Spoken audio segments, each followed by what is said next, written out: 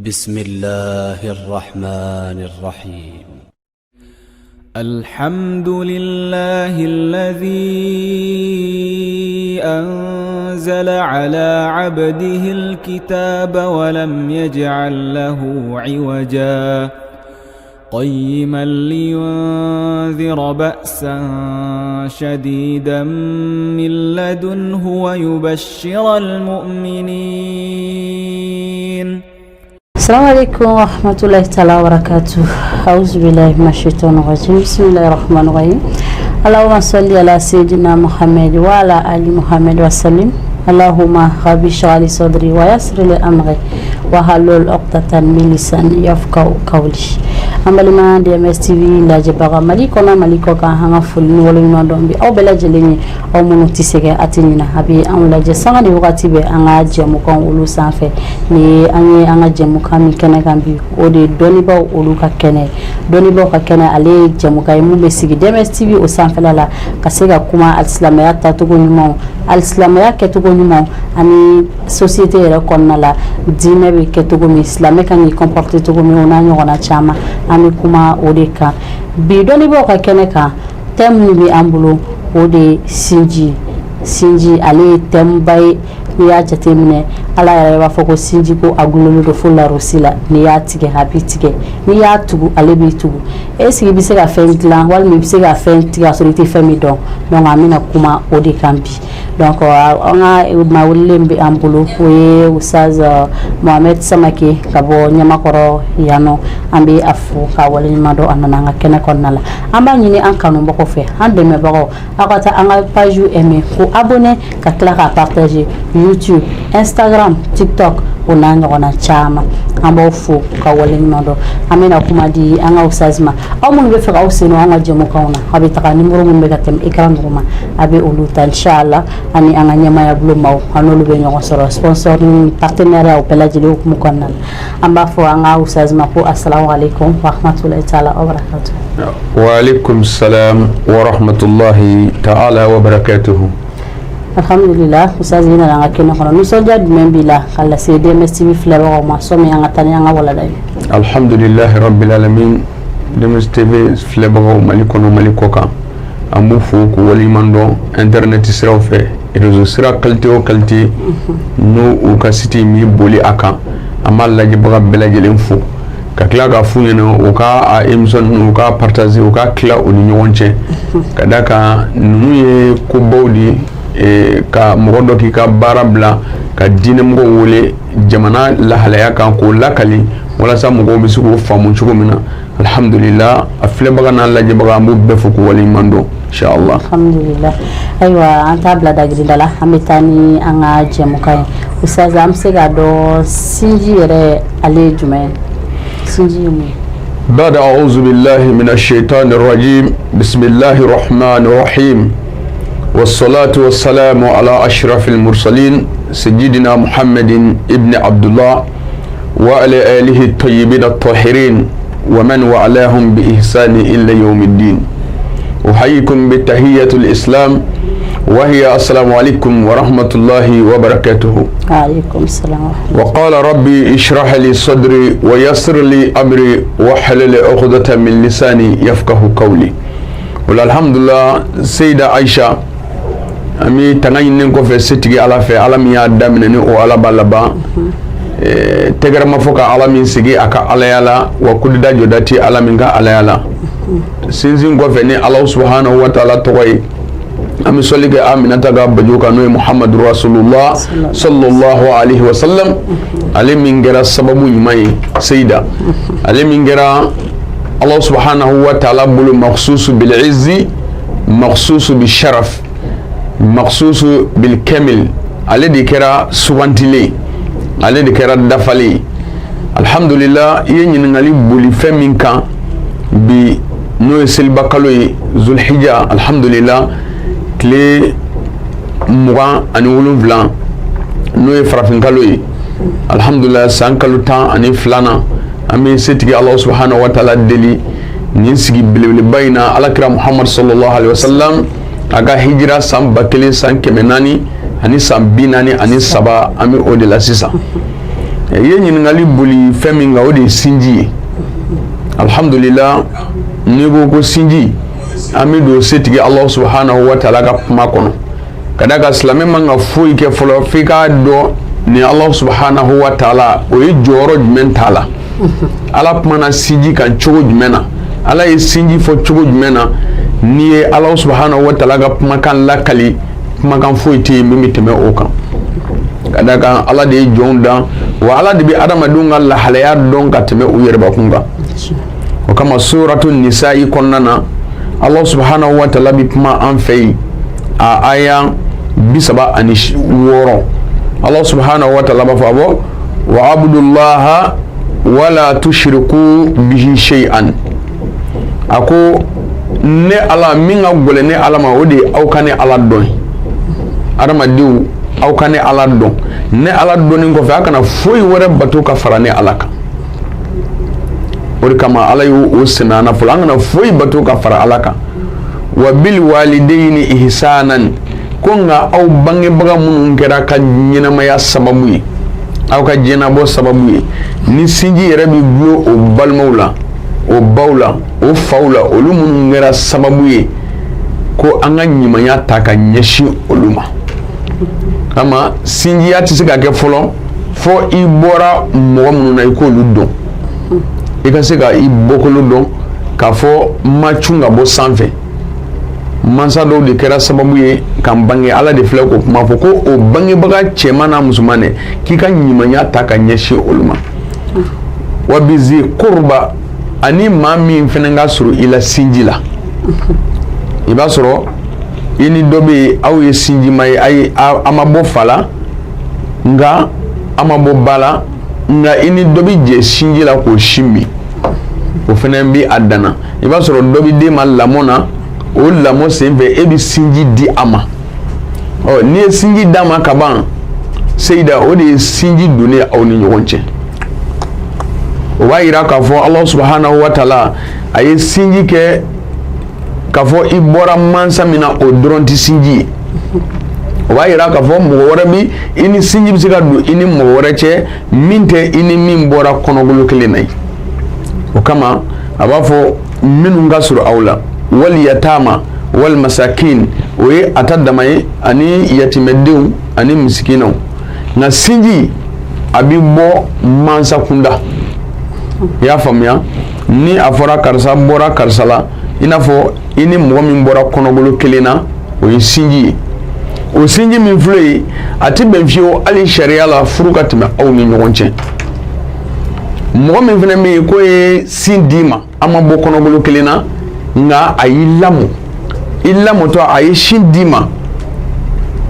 o tigilamɔgɔ furu man ka don i n'o ni ɲɔgɔn cɛ ka da kan i ye o ka sinji min seyida inshallah o ye ala subhanahu wa ta'ala ka jɔyɔrɔ fɔlɔfɔlɔ ye ka fɔ sinji la a bɛ tila k'a fɔ an ɲɛna tuguni suratu nisa'i kɔnɔna na aya fɔlɔ yɛrɛ ala bɛ kuma an ye a ko wa subhanahu wa ta'ala wattaqullaha allazi tasaaluna bihi walal arham ala ko a ko aw ye siran ni ala ɲɛ n'a fɔra ko ka siran ala ɲɛ seyida kumaba bɛ yen ne Aisha kumaba bɛ yen ko a ye siran ni ala ɲɛ o kɔfɛ aw ka ne ala deli ni sinji wala ka ala deli ni sinji ye seyida kamanafili dɔ ye e sɔrɔ walima degun dɔ ye e sɔrɔ i sinji dɔ bɛ yen walima i balima dɔ bɛ yen min ye sinji ye ko ala subhanahu wa ta'ala wele ala n'o y'a sɔrɔ degun min bɛ ne kan a wilibaga de ye e ala ye nka ala i ye sinji min don ne ni karisa cɛ walima i ye sinji min nɔgɔya ne ye ne ka se k'o sinji min k'o kɛ hinɛ ye ala o sinji kama i kɛ nin wuli ka bɔ n kan n'o kɛra degun o degun ye o sinji kama seyida ala bi o degun wuli ka bɔ i kan wa i mago bɛ garizigɛ fɛnɛ na ka garizigɛ deli ala bolo ni sinji seyida sinji ye koba de dɛ sinji ye fɛnba ye ni maa min y'a bonya ala b'i bonya o de kama ala subhanahu wa ta'ala ko k'a ye ne ala deli a k'a yɛrɛ masurunya ni ala la ni sinji ye o la seyida o ye Allah subhanahu wa ta'ala ka jɔyɔrɔ filanan ye. Bismillah. Ayiwa alhamdulillah jɛmɛsi bɛ lajɛbagaw hakili la a ye faamuyali sɔrɔ bi thème in ale mashallah a ka di kosɛbɛ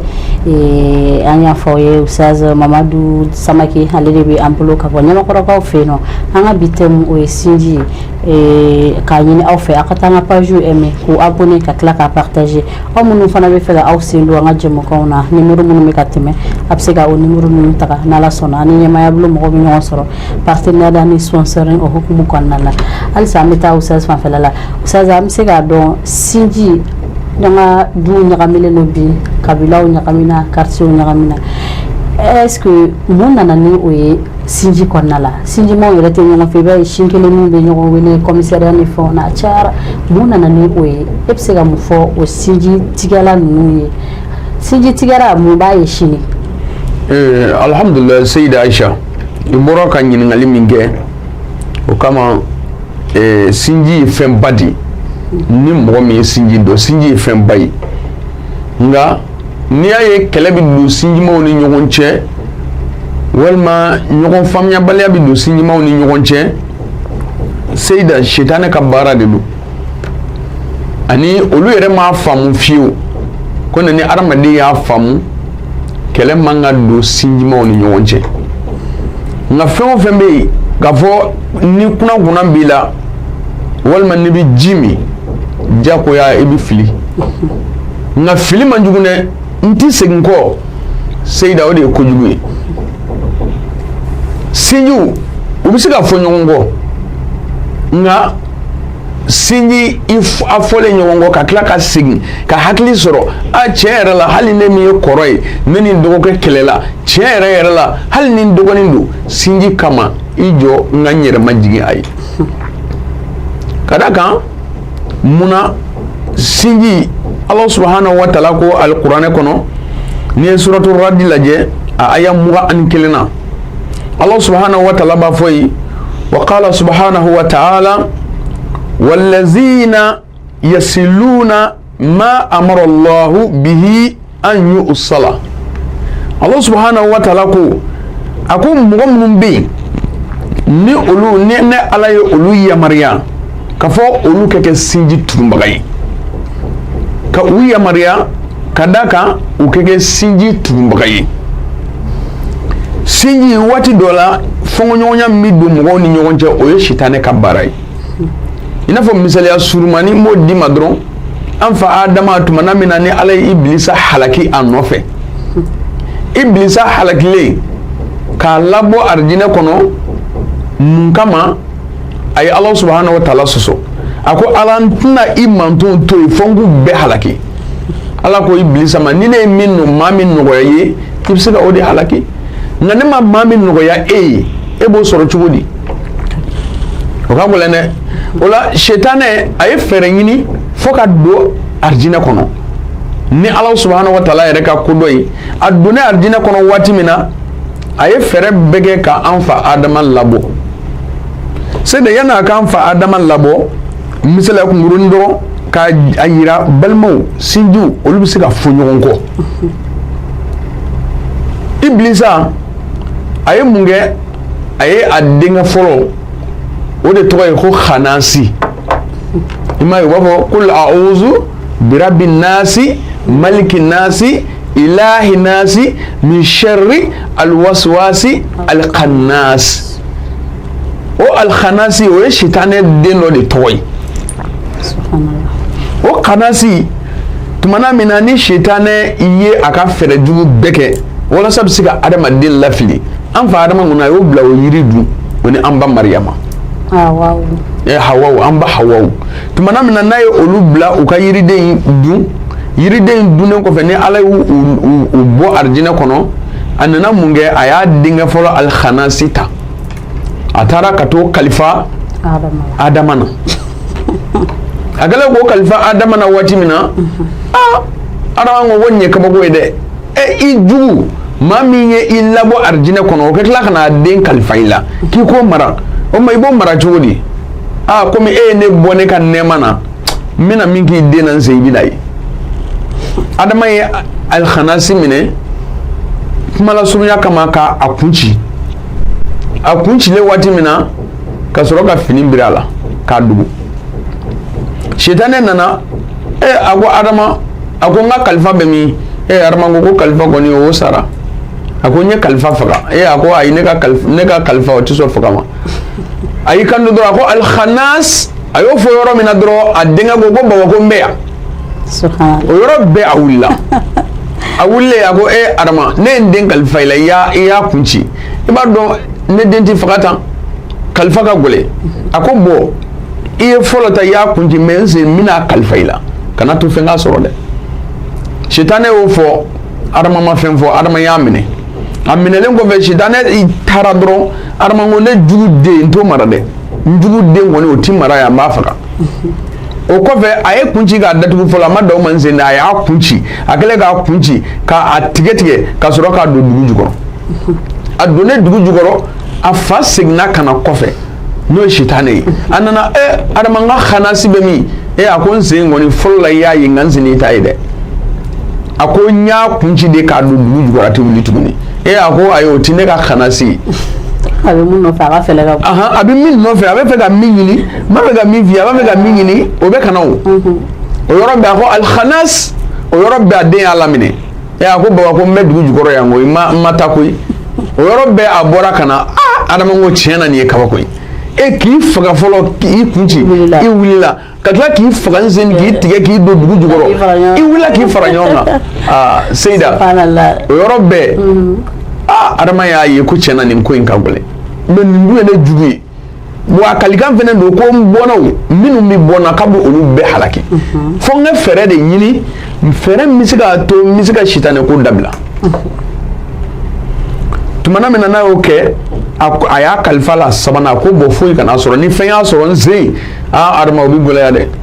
kalifa ka gɛlɛn kana to foyi k'a sɔrɔ kuma la teliya kama Seyida an fa Adama tumana min na n'a ye Ibilisa ka kalifa minɛ n'o ye Khanasi ye a sɔrɔla Khanasi k'a minɛ n sen k'a faga ka sɔrɔ k'a sisi ka sɔrɔ ka taa n'a ye ji boli sira la ka a mugu ta dɔrɔn k'o suru ji la a y'a mugu suru ji la waati damadɔ Adama yɛrɛ bɛ ji min a mugu suruli min kɛra ji la o de woyola ka don ji la o taara ji woyo fɛ Adama ye ji min an ba Hawaw ye ji min ji min mina Khanasi de mugu bɛ ji in na o kɔfɛ sitane nana a ko Adama n ka kalifa bɛ min Adama ko n sen ni kalifa in yɔrɔ ka jan ɲɔgɔn na dɛ a ko kalifa in y'a faga de k'a sisi ka mugu kɛ ji la ji taara n'a ye a ko Adama a ko alhamdulillah a ko ti ne ka Khanasi a ko ne ka Khanasi kɔni o tɛ se ka faga e fɛ o yɔrɔ bɛɛ a y'i kanto a ko al-Khanasi i bɛ min a ko n bɛ Adama kɔnɔ yan koyi a ko wala a ko to yen a ko n tun bɛ ka yen yɛrɛ de ɲini a ko tant que ni e y'o sɔrɔ ka ban yen y'i sabati yɔrɔ ye Seyida i y'a ye wa adamaden o adamaden Alakira ko sallallahu alaihi wasallam a ko adamaden o adamaden ni ji min k'a bɛɛ bɛ fili ka da kan sitane mugu min kɛra ji la o bi adamaden bɛɛ kɔnɔ i ma ye adamaden fɛn min ka di a ni ye o de ye Ala sɔsɔ ye ni e k'a jateminɛ ni kulonkɛ daminɛna kare kɔnɔ sisan san i b'a ye kare bi bloqué de fo dɔw bi yɛlɛ so sanfɛ mais ni sɛbɛko daminɛna i b'a ye i bɛ chaise min sigi mɔgɔ damadɔ de bɛ na wa olu yɛrɛ bɛ na ni min ye dɛ olu bɛ na ni weleli dansago de wa u bɛ na de karisa kɔni ye n wele awɔ n bɛ maloya ma n bɛ samaya ma o kama o maloya min bɛ yen a bɛ na mais k'a fɔ dusukun yɛrɛ de b'a minɛ ka na o ma nɔgɔn dɛ wala o Khanasi Ala subhanahu wa ta'ala ko kuranɛ kɔnɔ ko Khanasi min bɛ dɛ allazi yuwaswisu fi suduri nasi ko a bɛ wasuwasuli kɛ adamaden dusukun na k'i ni sinjima ka aw fɔ ɲɔgɔn kɔ i ni maa min ye sin kelen min sitane de bɛ don aw la karisa walima i muso a bɛ don o la karisa e balima e ma dɔn e ye fugari ye e bɛ k'i ka wari bɛɛ ɲini k'a di balimaw ma e yɛrɛ bɛna don dala waati jumɛn na e yɛrɛ bɛna kɛ mɔgɔ ye waati jumɛn na ale b'a i fara n na dɛ nin tɛ waati ye ne balima de don min ka di ye n b'o k'a ye bon o kɔfɛ kana si masala la fɔlɔ kana si masala fɔlɔ n'a y'o fɔ kana si tila kana a bɛ taa waso fi suduri nas a bɛ don a dusukun na a b'a sama tuguni muso b'a fɔ a ye karisa an ye dɔ kɛ nakɔ ye e yɛrɛ k'i miiriba in n'a fɔra nin duba in e de jɔlen don ni kuran ye e jɔlen don ni robinet ye e jɔlen don ni dumuni ye e jɔlen don ni nasɔngɔ ye e bɛ se ka tila nin na cogo di ko anw minnu bɛ bolo yan k'anw bɛ hɛrɛ sɔrɔ e dɔgɔkɛ fugari a tɛ foyi la dali kɔ sin kelen sitanɛ de bɛ don aw ni ɲɔgɔn cɛ tan ale yɛrɛ bɛna a ye cɛ bɛ n'i sigi k'i miiri sitanɛ bɛna dɔrɔn a fana bɛna kɛ cɛ a bɛna cɛ waso a bɛna a sama dusukun na hey i muso in a lamɛn dɛ a ye min fɔ nin ye tiɲɛ ye dɛ cɛ kunkolo bɛ giriya a b'a fɔ tiɲɛ yɛrɛ la n'a fɔra kalo kɔnɔ ne bɛ 80,000 ta 80,000 na n bɛna ye a bɛɛ bɛ tila i b'a sɔrɔ dépense kun t'a tɔɔrɔ le fait que nin bɛ fɔ voilà a hakili b'a ye sitanɛ o ye sitanɛ ka baara de ye parce que a b'a fɛ ka sinjimaw k'u kɔ don ɲɔgɔn na a b'a fɛ ka sinjimaw fara o la a bɛ nin miiri dɔrɔn a b'a fɔ nin ko in ye tiɲɛ ye koyi est ce que n t'a lajɛ ka dɔ bɔ dépense na walima n kɛ a wele kelen a ka taa baara kɛ wa parce que n'a ma baara kɛ an tɛ se ka to tan n bɛ balo cogo di denw bɛ yen madamu bɛ yen bon ale yɛrɛ bɛ olu jate minɛ a yɛrɛ kan mais k'a sɔrɔ fɔlɔ a tun b'a kɛ nka a tun t'a tɔɔrɔ. Ala ka jɛ kɔnɔna. I y'a faamuya nin ye sitanɛ donda dɔ ye n'a donna nin waati in na sisan cɛ bɛ se ka min kɛ sisan fa kelen ba kelen a bɛ se k'a fɔ i ɲɛ b'a la dɛ et pourtant nin ko in bɛ cogo min na c'est méchant i jɔ n bɛ n yɛrɛ kɔlɔsi kamalen in man ɲi dɛ parce que nin b'i ye fugariya de ye tan a bɛ t'o la dɔrɔn a bɛna mun kɛ i bɛna ko dɔ kɛ dɔrɔn sitanɛ fana bɛna don a la sitanɛ fana bɛna i balimakɛ la e min kɔrɔkɛ a fɔlɔ a tun bɛ min kɛ a tɛ k'o k'i ye koyi hali a tɛ k'i jate o fana bɛna ye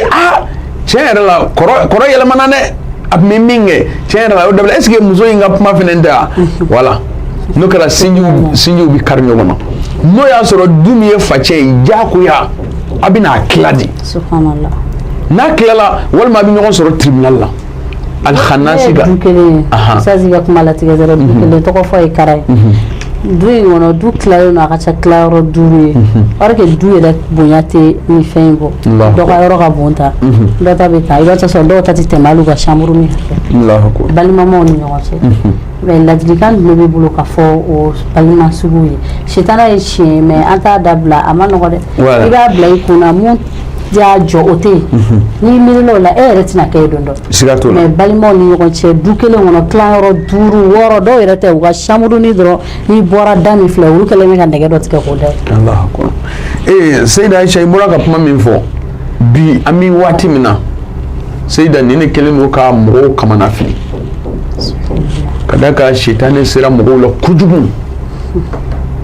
ni sitanɛ sera adamaden na dɔrɔn a bɛ fiyɛ o de kama ala k'an kisi ka bɔ sitanɛ tɔɔrɔ ma alhanasi tɛ foyi ye n'a donna du o du kɔnɔ fo aw ka kɛ hakilitigi ye ko nka aw bɛ fɔ ɲɔgɔn kɔ n'a donna jɛ o jɛ la fo aw ka kɛ hakilitigi ye aw ka kɛ faamutigi ye ko nka aw bɛ fɔ ɲɔgɔn kɔ i ye nin misaliya min fɔ Seyida nin de kɛlen don ka sinjiw tiɲɛ sinjima kelen balima kelen fa kelen ba kelen u tɛ dumuni kɛ ɲɔgɔn fɛ wa i b'a sɔrɔ dugu bɛ jɛ k'a fɔ e ka t'i jɔ n dɔgɔ mun de b'i la walima kɔrɔ n sago ma mun de b'i la o de cilen don alakira ko sallallahu alaihi wasallam a ko a ti foyi ɲɛ sɔrɔ fo n'o y'a sɔrɔ fɛn dɔ bɛ yen ko kanu o ka don aw ni ɲɔgɔn cɛ kanu bɛ don aw ni ɲɔgɔn cɛ cogo di o de aw ka to ka yala ka foli kɛ ɲɔgɔn na balimamaw sinjimaw aw kana fama ka ɲɔgɔn la kibaruya a kana fama ka ɲɔgɔn baro ɲɔgɔn ɲa o de b'a to ga tila minnu filɛ dumuni sigi minnu filɛ an yɛrɛ ye kɔrɔ ni dɔgɔ an ti kuma ɲɔgɔn fɛ an ti ɲɔgɔn faamu Seyida mabɔ ɲɔgɔnna de b'a kɛ fo aw ka gɔra ɲɔgɔn na aw ka se ka kuma ɲɔgɔn fɛ karisa e ka hakilina ye jumɛn ye alhamdulillah hakilina min bɛ ne la nin ye nin ye ni tin donna aw ni ɲɔgɔn cɛ dɔrɔn sitanɛ tɛ se aw la mais ni o t'aw ni ɲɔgɔn cɛ Seyida sitanɛ bɛ taa n'aw ye dɛ o de kama alakira ko sallallahu alaihi wasallam a ko a ye sinji tugu a kana sɔn fiyewu sinji farali a da ka bɔ i la i jija i balima i jija i sinji ye i ka kɛ sababu ye k'a tugu kana to a farali da ka bɔ i la sinji fara da bɛ bɔ mɔgɔ o mɔgɔ la Seyida ala tɛ labɛnko ɲuman d'i ma mɔgɔ mɔgɔ bɛ yen ko sinji farali da bi bɔ a la walima ka taa gwa tila aw ni ɲɔgɔn cɛ k'a dabɔ a kama k'a fɔ n ye yɔrɔ dɔ sɔrɔ n y'a jɔ n yɛlɛmana ye o ko tɛ dɛ mɛ k'a dabɔ a kan dɔrɔn balimakɛ yɛrɛ de ti fɛn na fo n ka n yɛrɛ ta an ti bɛn de fo n ka n yɛrɛ ta ni mɔgɔ mɔgɔ y'o kɛ ala t'i faga fiyewu Seyida fo ala k'i malo sinji ye koba ye dɛ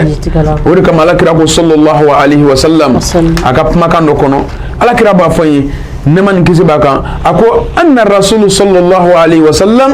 qala man kana yu'minu billahi wal yawmil akhir a ko ni maa min dalen don lahara la ni maa min b'a dɔn ko lahara bi jɔ fali yukrimu dayfahu i ka dunan bonya wa man kana yu'minu billahi wal yawmil akhir fal yasillu arhamahu ni maa min dalen don lahara la k'a fɔ lahara bɛna jɔ k'a fɔ lahara ko ye tiɲɛ ye Seyida k'i kɛ sinji tugu mɔgɔ mɔgɔ ma sinji tugu mɔgɔ mɔgɔ ye sinji tigɛ ko fɔ Ala subhanahu wa ta'ala k'i tigɛ o kama alakira ko sallallahu alaihi wa sallam a ko Ala subhanahu wa ta'ala kɛlen ka danni kɛ ko Ala ye sinji gulon lawurusi la arahimu mu'allaqatu